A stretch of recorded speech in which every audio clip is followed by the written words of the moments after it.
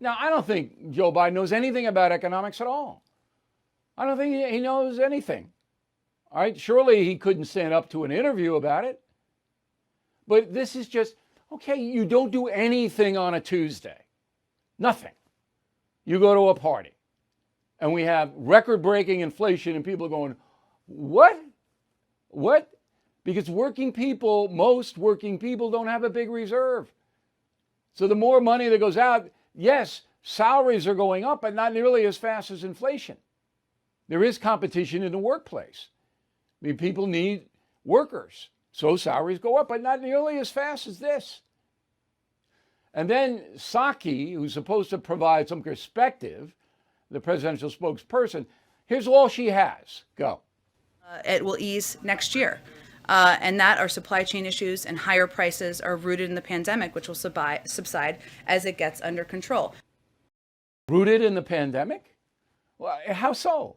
We had the pandemic last year at this time when Donald Trump was president. There was no inflation. The pandemic was rooted, okay, from March all the way to December 2020. No inflation. But suddenly, according to Jen Psaki, the inflation under Biden is pandemic rooted.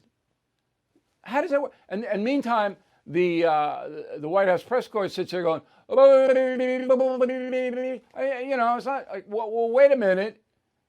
There wasn't any inflation during the real storm of COVID, the first 8 months. But now you're saying that inflation is the pandemic is causing.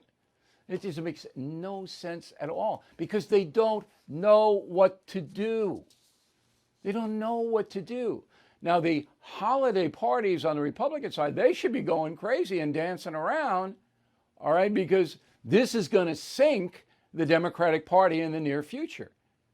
I mean, people aren't going to vote for Democrats next November with this. And if you think there's a magic wand that the Democrats and Biden are going to wave to get inflation back down to, what was it, 2% under Trump? There isn't any magic wand.